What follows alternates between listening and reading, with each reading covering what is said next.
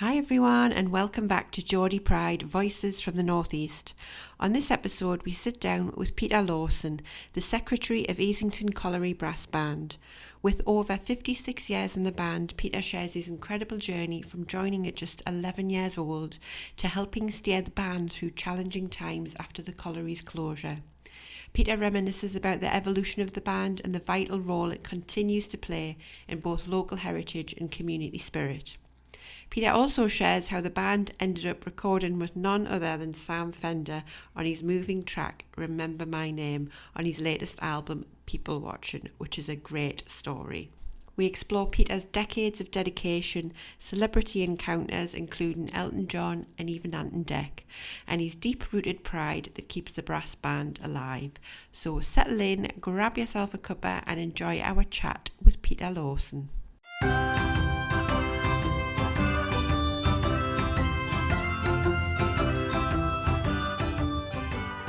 You're listening to Geordie Pride, Voices from the Northeast. I'm Hayley and alongside my cousin Angela, we're thrilled to bring you the stories that share the heart and soul of the northeast of England. Each episode we'll dive into the lives of extraordinary Geordies and those who call the northeast home, exploring their journeys and celebrating their achievements. From the time to the teas, from the arts to the sports fields, we're here to share the tales of passion, resilience and of course, Geordie Pride. So whether you're from Whitley Bay or Washington, Gateshead or Gisborough, or you're just fascinated by the spirit of the Northeast, join us as we natter with the best the Northeast has to offer.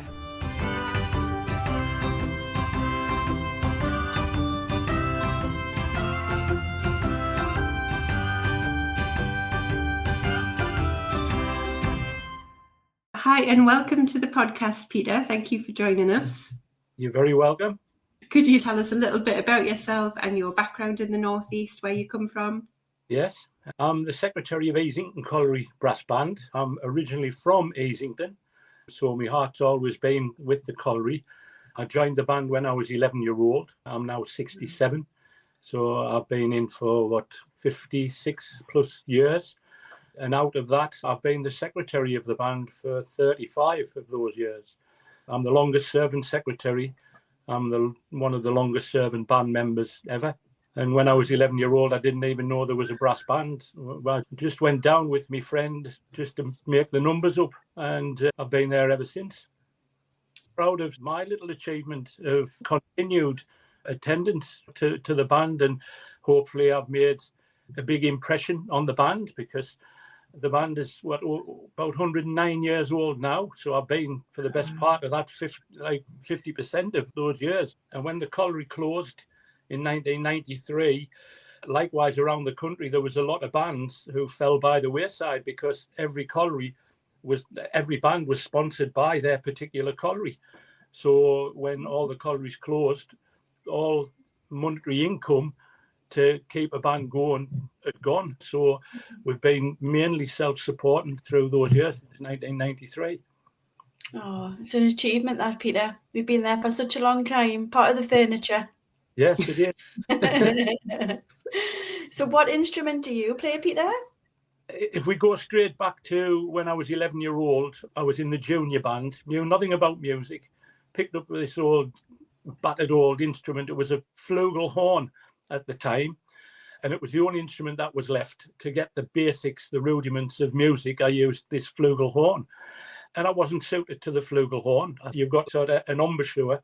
It's a comfort fit to how the mouthpiece fits onto your mouth. So a small mouthpiece was no good for me. I went through a number of the instruments to get where I was, which was the euphonium. And the euphonium in orchestral terms is like the cello. So like a solo bass instrument. And I was on there for the best part of 25 years, assisting John Oates, who was our principal euphonium player at the time. And then there was a gap in the bass, the tuba section. So we were able to get a new euphonium player in, and I moved onto an even bigger instrument, which was the tuba. And I've been there really ever since. Wow. So I can't pronounce it. Euphonium. Euphonium. Thank you, Peter. Yeah. So is that as big as a cello? No. No. It's How much of it? No, me neither. So it's where trumpets are normally where they're pointing out, and you have like the bell pointing towards you. Most of the other instruments sit on your lap, and the music comes out of the bell from above your head. So with the tuba, they normally come way above your head, but the euphonium, it stops just at your eye level. So it's really a small tuba. Get you. Yeah, I can picture. Yeah. What an achievement. I would love to be able to play an instrument. Haven't got a clue. I could play chopsticks on my little keyboard back in the 80s, and maybe there's a little tune on my recorder, but probably that's it. Well, yeah, I mean, but we had a close relationship, myself and my 3 or 4 friends who all attended that particular first night. And we ended up being pretty good for our age. And, we were sought after like with other bands, and we were right in our elements. We just loved being out playing sort of every night. If there was a band playing on a Monday, oh yeah, we'll go there.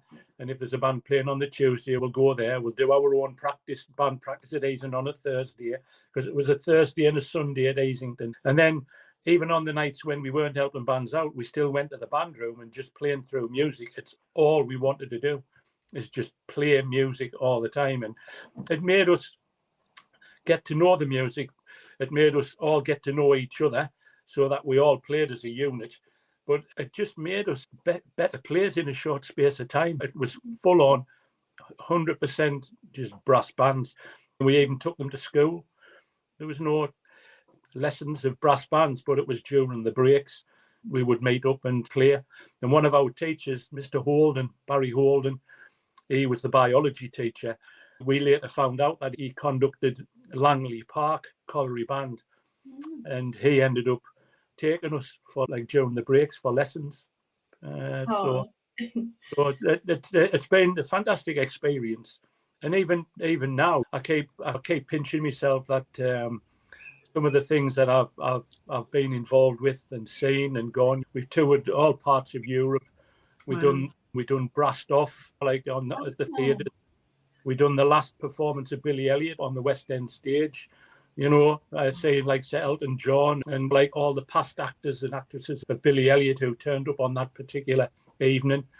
All top actors and actresses that played on stage. That's amazing. It is. Without banding, I would never have done what I've done. Yeah. So the brass band that you've got now, Peter, what other instruments is within that brass band? Because I'm totally, I wouldn't have a clue. Well, you know how like an orchestra is set up. You've got the violins, which are like the cornets in a brass band. Yeah. And then you've got the violas, which are slightly bigger violins, which would be our middle section of the band, the tenor horns and baritones. Then you've got the cellos, which is like the euphoniums. You've got the trombones, where all orchestras have trombones.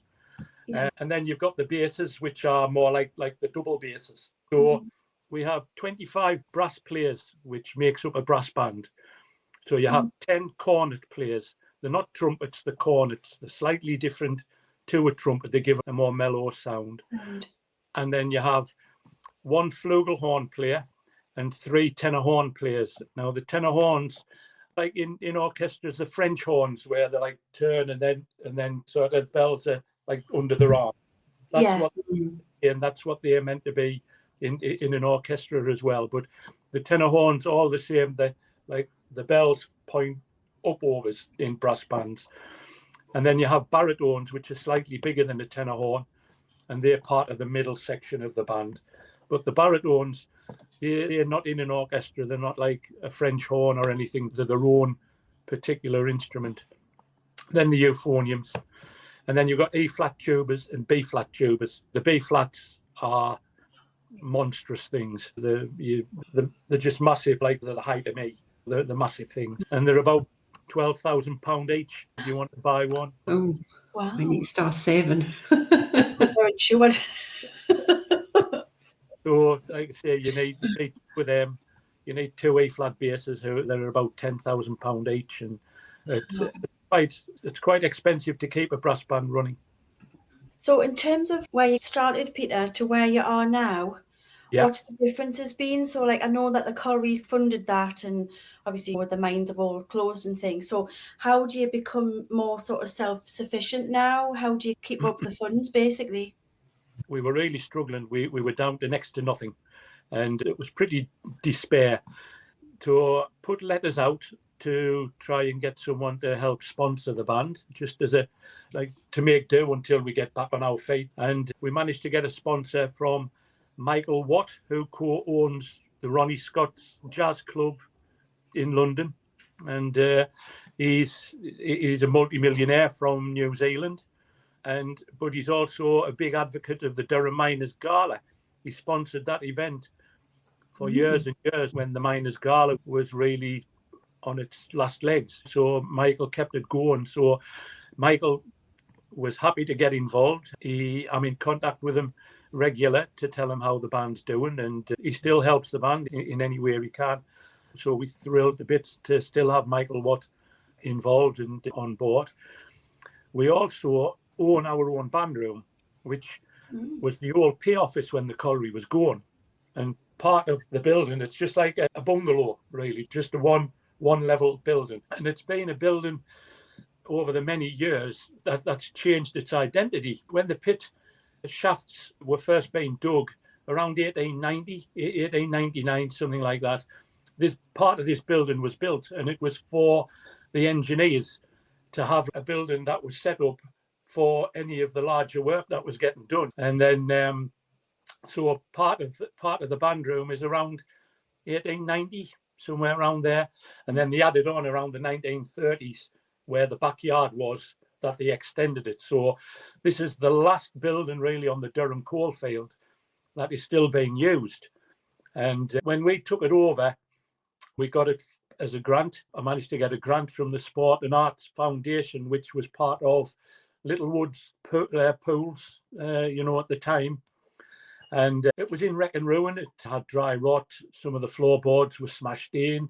It wasn't a very healthy place because some of the spores on the dry rot, you can get chest infections. And so we managed to get European funding as a grant. Again, I was part of that for around 130,000. And we got the whole of the band room totally refurbished, top to bottom. But part of it I wanted as a little community space. So we've got a cafe running, and I run the cafe, and it's open Monday, Tuesday, Thursday, and Friday, and it's run by volunteers. Myself, I'm a volunteer, and any proceeds goes to the band. And it's been very popular, and it still is. It opened, we got the work done during the lockdown, and in 2022 we officially opened as a cafe. It's called the Peer Note Cafe, and using the note as in brass band note. It was the P office or the Peer Note, so it's a bit of a play on words. We do that for 4 days a week. It's open from about 9 o'clock till 2 p.m. Where the band room's situated, it wasn't on the pit grounds, or it would have been knocked down. It was on the road opposite to the pit itself. That now is a nature reserve. That has been totally transformed, and there's thousands of people go on that walk. It's opened up all the way, right the way around the country. You can walk, and part of the walk is to coming from Seaham all the way down to Hartlepool. You can camp. It's rough and rugged. There's nothing there. And people who maybe come up from London that visit Durham, stop at Durham, quite a few people do come to the cafe during the summer because they just enjoy the walks. As I say, it's just unspoiled. There's nothing there you can purchase or anything, just for long walks. So we get that, but we get our regular clientele that come in most days.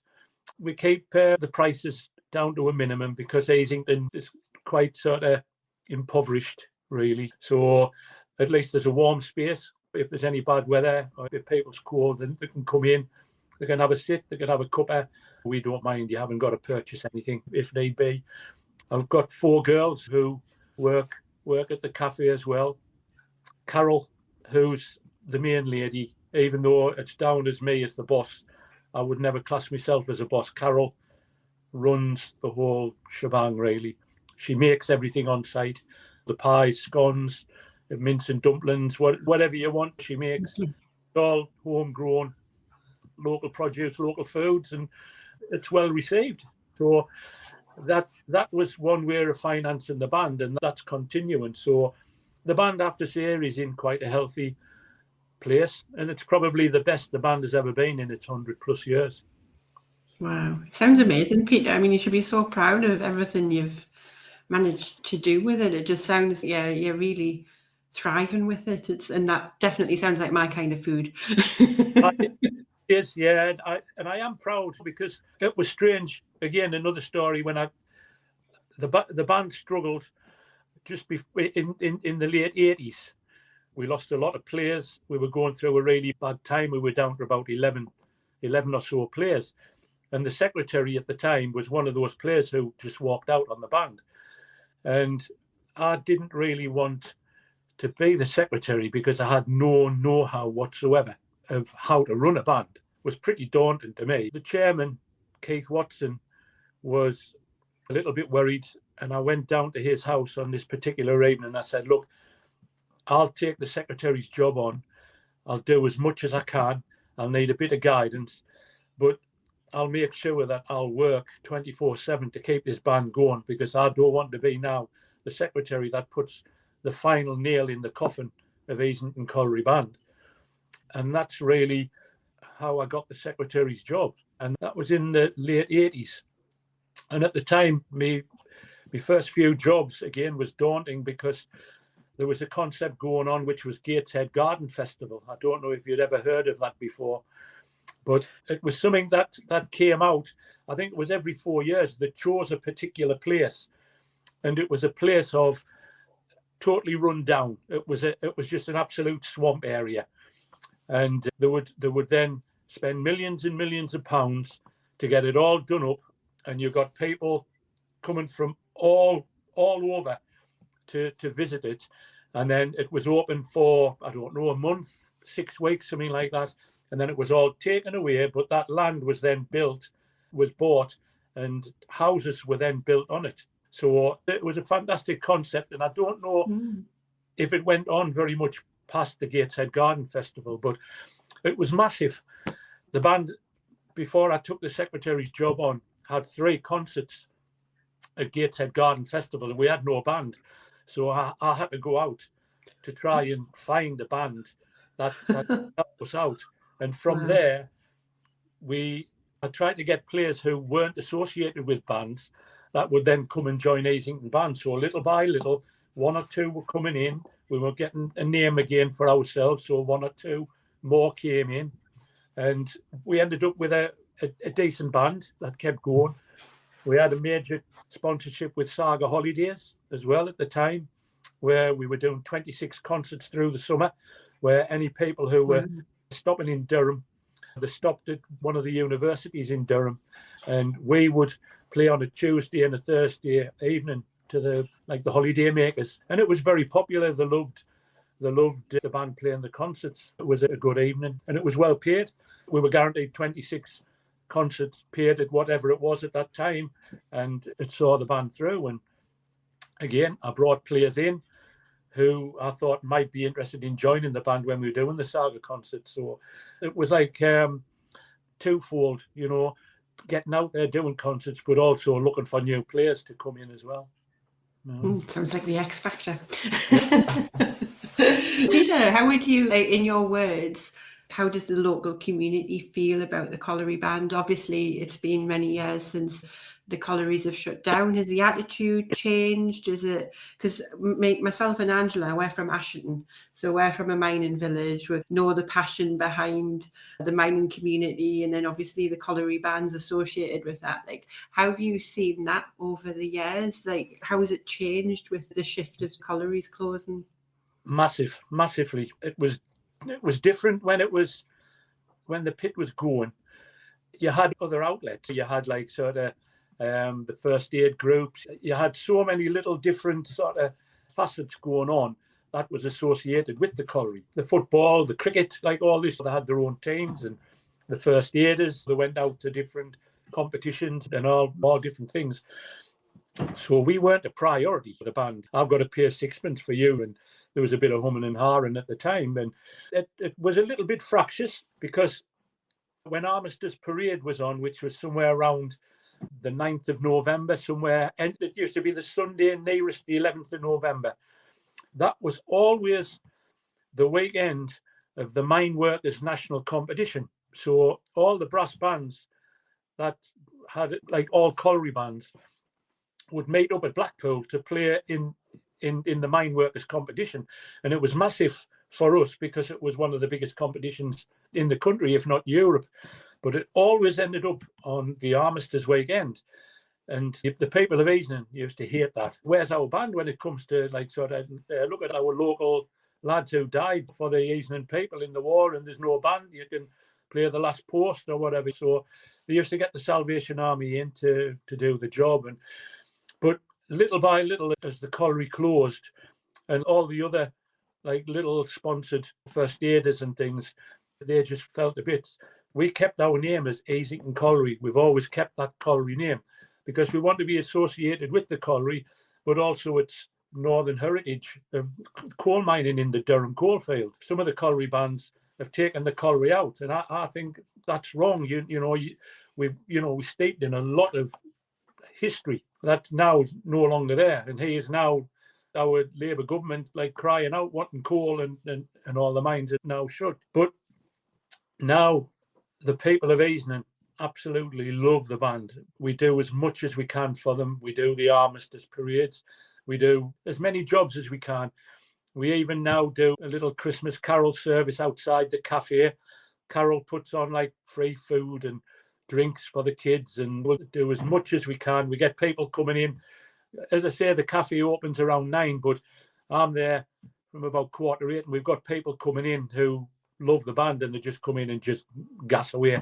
Hey, Peter, what about the band doing this? Or I'd love to see the band up in the club, and we'll put the buckets around, you'll get some money. And I'm saying, yeah, it's just trying to find time, because at the moment we're just so busy. But it has changed immensely that the people of Easington really love their own band. Because again, say the Miners Gala, the Easington banner and Easington band are together, and there's not many now in the Miners Gala that have their own banner and their own colliery band with them. You might have, say, Cox Colliery, but they might get a band from Yorkshire because they haven't got a band. Things like that, that they see that close association, that the band is trying to do as much as they can for the local community. So I bet one of the things that they've been asking you a lot about lately, which is exactly what I'm going to ask you now. A few months ago, we found out that you guys had performed on one of Sam Fender's songs, which is an absolutely beautiful song. I love it. So how did that come about? Like, how on earth did that happen? I think it was in 2023. I got a phone call from Sandy Smith. Now, Sandy Smith's big in brass banding. He's been up and conducted the band on a few occasions. He plays, he's one like a premier soloist in brass band, and he plays for all the top bands, your Black Dyke Mills, your Brighouse, Fairy Aviation Band. These are the higher echelons in, like, world bands. With me asking him to help us out on a few occasions, he got a phone call from Marcus Graves, who's one of the editors of the People Watching album. And he said that Sam Fender wrote this song, Remember My Name, for his grandma and his granddad. And it's because he loved them that much that he wrote this song with his grandma having dementia, that he wanted a song writing, and he wants to put it on the album. Sandy got the tune, or Sam Fender playing it, and then Sandy arranged the brass band music. And that was in the March, I think it was, the March of 2023. And then we got a phone call saying we would like to meet up with you to do the recording of Remember My Name in May of 2023. And we were looking all over. They asked me to try and find a place to do the recording. So I thought what was up was Red Hills, which is the home of the Durham miners. That's the Pitman's Parliament, where it was associated with the Parliament. But they went out and it was a little bit too ringy. They needed a more of a dead sound. So they ended up finding a recording studio in Morpeth. And they said, we're going to do it here, Peter. And can you meet on the so-and-so day? So we all met up. We all had our uniforms on because, like I say, we were told they were going to video it as well at the time. But he says that Sam probably won't be there because he's out and about. He's got like other things going on. So we all got there. We started to do the recording, and then Sam and all his group came in. And they said that, like we're so eager to hear it. And he was very emotional. He was crying through it, And it was then that he told us the story of why he wrote this. This is totally out of context with his normal music. It's such a sad ballad. But it depicts, as I say, the love that he had for his grandparents, and he was devoted to them. And with his grandmother having the dementia, she had a colliery background. And it was through that they asked Sandy, do you know a band that has a colliery background that might be interested in doing it? And Sandy phoned me, and because he said, yes, I think I've got a band. And he phoned, he said, Peter, would Easington be able to do it? And I said, no problem at all. But I hadn't told the band then. That was it. There was no way that they weren't going to do it. So that's how it happened. It was just we were at the right place at the right time. Maybe it's lucky that I'd got Sandy up to conduct the band, and maybe, as I say, it was through that we got involved. It was a fantastic day. He was that emotional about it that he sang on that day with the band playing it. That wasn't the official recording. He just wanted to sing. And again, he was very emotional. He was crying through it, and all his group, they were all there. They just couldn't believe how great it was. And we were there from about 8 o'clock till 4 o'clock, recording the same piece over and over again. He wanted it done slightly different, louder in these parts, quieter in other parts, so that they had all different ways of it being recorded, so that he could choose which one that he felt would be suitable for him to sing with. And then after that, there was a pub next door, and he invited us there, and we were there for, 2 or 3 hours, and he was just one of the lads. You're partying with Sam Fender. Yeah. Amazing. Jackets as well. Yeah, I gave him one of our concert jackets. They're like a mess jacket, like an army jacket, and it's like red lapels. It's black, red lapels, and it's got gold epaulets, and so he held onto it. And I might have seen a photo of him in that. Is there a picture of you both with him, and he's got that jacket on? Yeah, send you that. Yeah, that would be brilliant. I'll share it on social media. That would be brilliant. So the obvious question is, what is Sam Fender like in real life? Because he seems so down to earth, and so I think that's to be fair, a lot of Northeast people in the limelight do just seem very. You could just go down to the pub with them and have a good laugh. What's he like? Is he as calm and collected as he seems? Yeah, just one of the lads. Just nothing was a bother. He would go over and just start chatting away. There was no airs and graces about him. He is really just a colliery lad, really at heart. He would fit in exactly with my ethos of sort of colliery life, and he just fit in. But I said, well, why, because half the band's Sunderland supporters, and so terrible. So the old black fight might go down of a bit of a problem. We said, well, what about if you want us, if I can get a band to play at St James's Park? I says, you might have to twist my arm on that one, mate. Are you gonna go to St James's Park when he does this summer? Because I'm going. I might be able to see it. You never know. Oh, you'll have your Sunderland supporter t-shirt on, won't you? Yeah, we're going to have red and white shirts on. So I think the answer is they might be there, but he's not allowed to say it. There's things going on behind the scenes. I don't know as yet, but I'm hopeful. Is it one of them things, Peter, that you're not allowed to tell us when they're on the rain? I'm not allowed to tell you there's something in the ethos, there's something happening, but I'm not allowed to tell you. Yeah, I've signed secrecy clauses. But that would be amazing, though, wouldn't it? Like playing at St James's Park, because I watched him there a couple of years ago, and the atmosphere is just fantastic. But I could imagine like the band energy like there would be intense. I can imagine.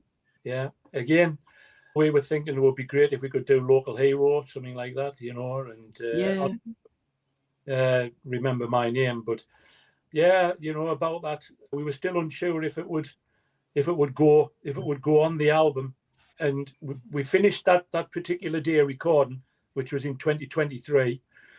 Heard nothing more about Sam Fender. We just got on. But I told everyone, you can't say anything at all. Nothing to no one, And in fairness, the band, every single one of the band, never said a single word. And then as the year or 2 years go by, we don't think anything of it until one or two say, he's got dates now for St James's Park. What are we doing here? Are you in contact with them, Peter? I said, I've heard nothing whatsoever. And then I get a phone call from his manager saying, Peter, he's going to use Remember My Name as a single, as one of the 4 that's going to be out. We want a video done. Was it on, I think it was going to be released on Valentine's weekend. I think that's when it was going to be released, February the 14th. That's right. Can you turn up to do a video of Remember My Name on the 8th of February? Just like that. This was a week before. And I'm thinking, God. I've got 25 plus, because I said, but these people have jobs. There's nurses, doctors, engineers who work at weekends. It's not like you can drop everything at the drop of a hat. And I'd be there in a shot. But because I said, Sam Fender wants us to do a video. Yeah, I'm there. I'm okay. So everyone turned up, and we done that video. Now, we were there all day for those little shots that were done in the video of that. But I've been told there's going to be an extended version of that where the band will be in more of it. So yeah, then we did the video, and they said it's going to be out for release on the Friday. That was the Saturday. So there was a full week to edit it all, and then it went out for the release on the Friday. It was as quick as that. And then, like I say, everything just went out, YouTube and everything, and I was watching all the comments that were going on. Wow, fantastic, using a brass band, and thumbs up like that, and like all the way through. And it was really good. It did go pretty viral. I mean, the amount of noise I heard about it on social media was amazing. And then when I heard that they've used a local band, it was like, oh, that's like, it made it even more emotional, I think, because I'm not afraid to admit it. When I heard the song and when I saw the video, I did cry. It is very touching. Like knowing that a local group was involved just added more meaning and more like depth to it. So when it was released, was that the first time that you'd heard the finished article? No, I had the full recording, but couldn't. Like I said, everything's gone through me. I couldn't even let the band know. I just had it, and because his manager said, "Peter, do you want to hear it?" I said, "Yeah, I would love to," but he says it's only for you. So I had that a few weeks before, so I knew what it was like, and yeah, I mean, it's so emotional, How did it feel, like hearing it, like the first time? Was it just waiting 2 years really for it, and then to hear it, just unbelievable. The band sounds fantastic. Just the depth of sound, like the basses, the bottom end, and like the top end of the cornets, and the middle, just all together, all like sonorous, beautiful, warm sounds. And then him, like the lyrics, they're just unbelievable lyrics. All things that probably touched his life. About to them, it's a council house. To me, it's a home. It's just fantastic. And I know I was talking to the local funeral director at Easington, and he says, Peter, this track, Remember My Name, he says, I've got 9 funerals today. 7 of them want this thing. So he says it's going to be massive for people wanting it for funerals. But people just relate to it. And some of these like proper hardened rock people who love Sam Fender just keep saying this is got to be like the song of the decade, and it's wonderful to see and to be part of it. And also what I'm hoping is that it's a little niche for possibly other bands to get in. Brass bands don't need to be just traditionalists of we'll have a half-hour concert in the park or a club job or things. The bands are adaptable.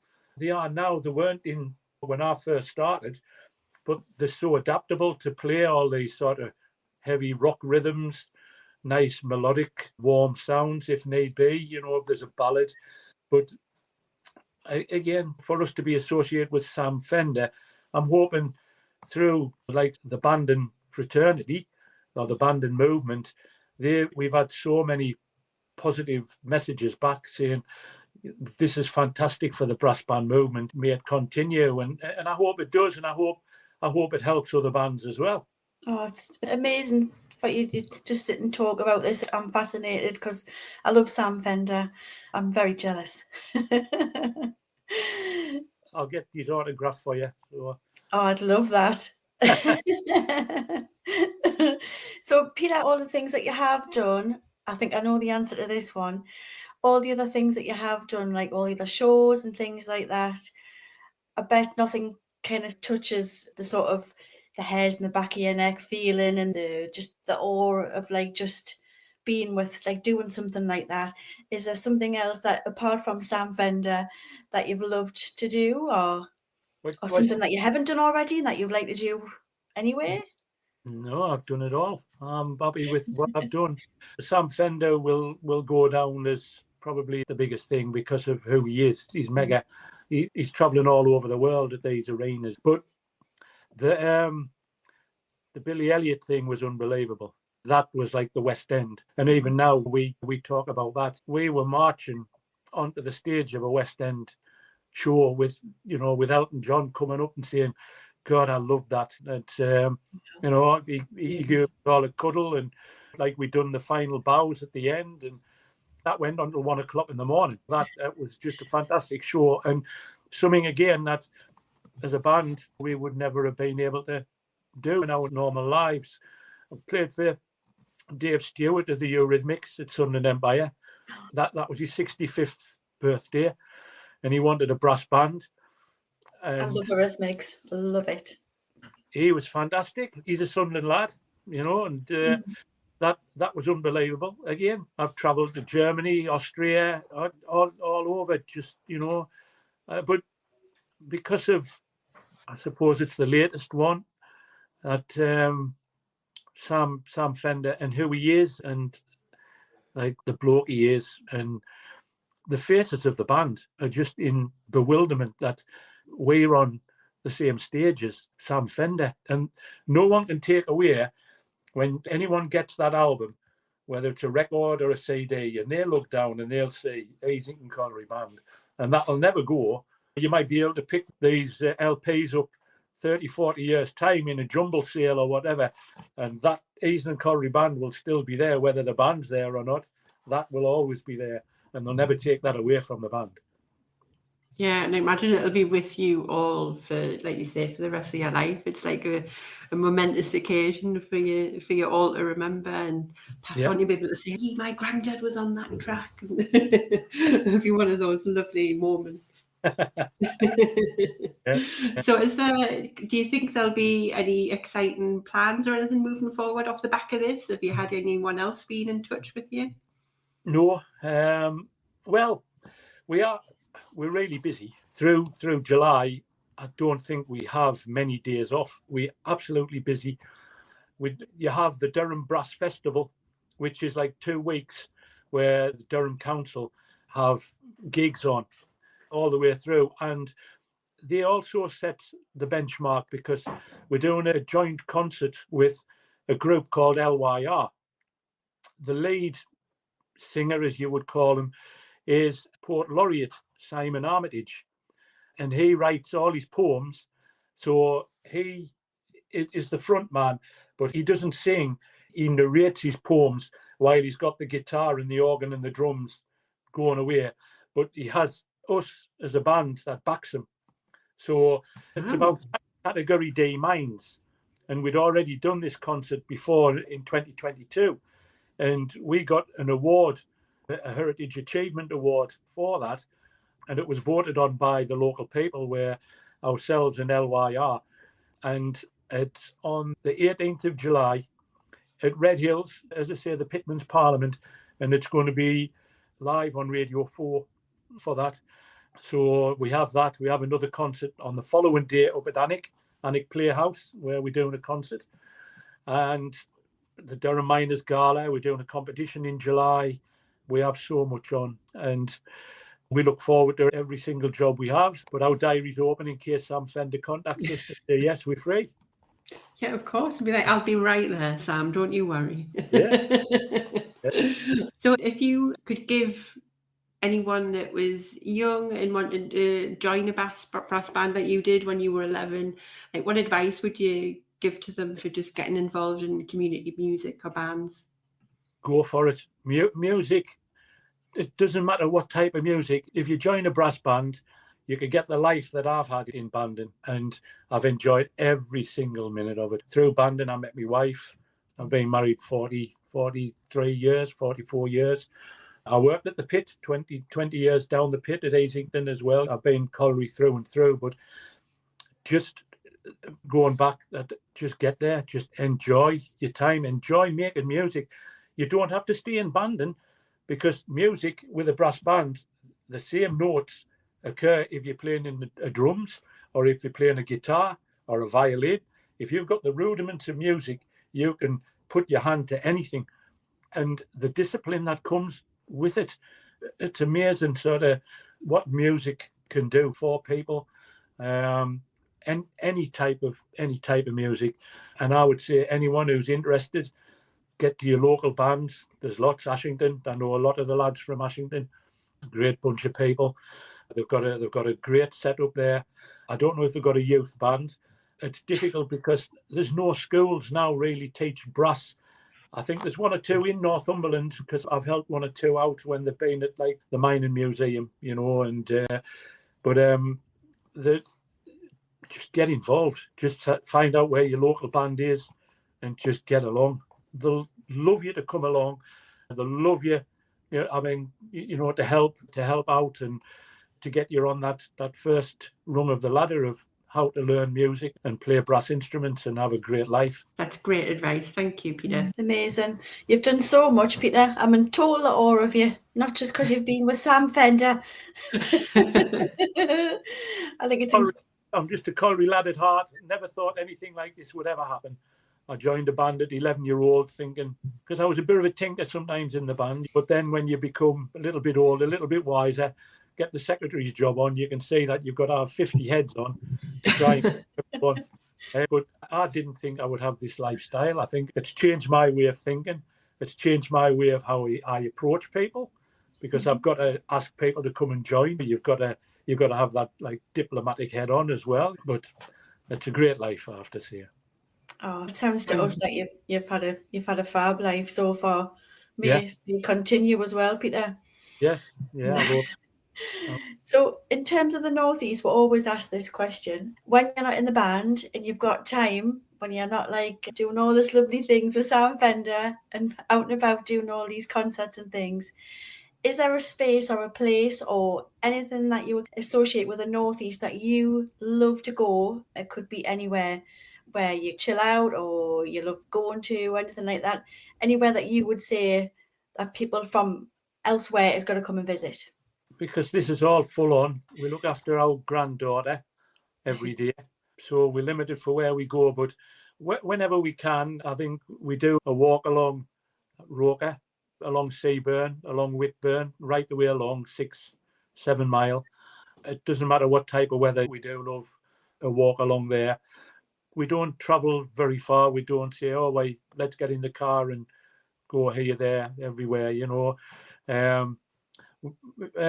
We do like New Biggin. One of our players, Dennis Todd, he's no longer with us. He was my best mate when he was in Easington. Loved him to death. He was our principal cornet. He had Dennis Todd music. He lived on the seafront at New Biggin, so we used to visit Dennis a lot and look out to the two like the monument out to sea, of the two people. We loved it there. We love the Northumberland, like sort of beaches, unspoiled. It's amazing, miles and miles of beach, and there's no one there. I think all you Northumberland lot end up coming down. And like there you've got all that lovely beach that there's no one goes to. Oh, well, lucky, aren't we?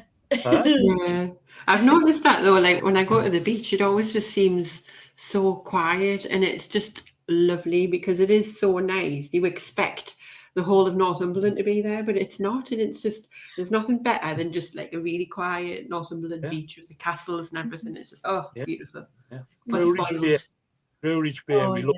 One of my favourites. Yeah, we just park up.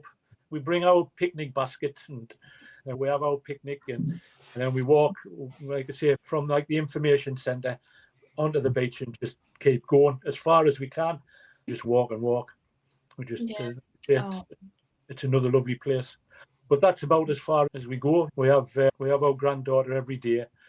I've got another 4 grandchildren that live in Italy. My middle daughter lives in Italy, so we go out there as often as we can. Nice. Lovely.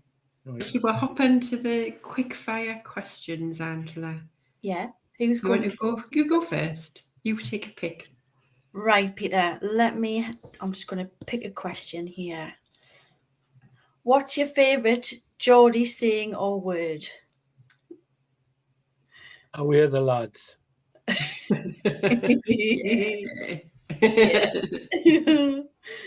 a good one. If you could collaborate with any other Northeast artist or group, who would be the top of your list? I don't know many, to be honest. I think it would have to be either Sam or the Eurythmics, Dave Stewart. Yeah, that would be good. Yeah. Oh, it's just a shame Ant and Dec aren't doing music still. Let's get ready to rumble. I'm saying that I have met them. There's another one. We were on Britain's Got Talent, and that was years and years ago, and we got through to the television stages. There was another couple of bands as well that had also been interviewed. Even though we got through, they said that they didn't want any brass bands to be on the live shows. Oh, no. I remember seeing you on there, with a band. Yeah. Amazing. Yeah, it was good. And Ant and Dec and Amanda Holden, she, like I say, we had a chat with her and Simon Cowell. Yeah. And it was. You're just mixing with all the celebrities, Peter. Isn't he? Yeah, I forgot about those. I'm going to take up too many. Yeah. Next one. Let me have a little look. Ooh, what's your go-to order at Greg's? At Greg's, it's normally a sandwich. Oh no, saying that, we like our steak bakes. Do you know this for season 2 of Geordie Pride? Steak bake has been very popular. Is that right? It was sausage rolls. Steak bakes are coming into their own. Yeah, I think it's the way that they cook. I think the pastry's nice and brown and crispy, and sometimes if they're soggy, we don't like them. But Greg's do good steak bake. Yeah, they've got good pastry. Greg's do. Yeah, I'm slavering. Before we say goodbye, is there anything that you'd like to share? Any upcoming events that you'd like to tell people to come along and visit you at? Again, that would be nice at Alnwick on the 19th of July. I think it's already being advertised at Alnwick and on the Alnwick Playhouse website.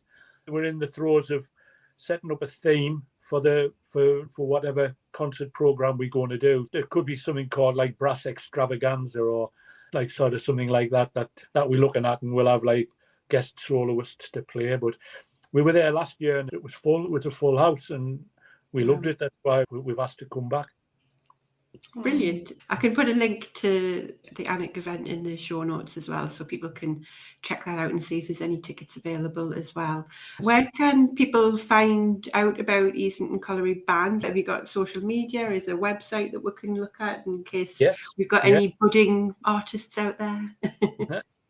We've got our Facebook site. We've got our website. We're on Instagram. We're on them all, and they're all come under Easington Colliery Band. Fabulous. And we'll pop those in the show notes as well, so people can come and follow you all and find out what you're up to.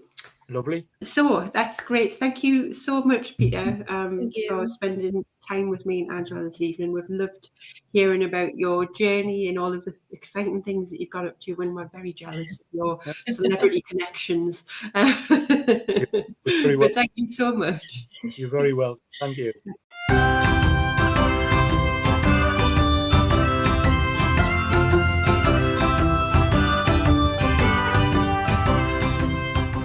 Thanks so much for listening.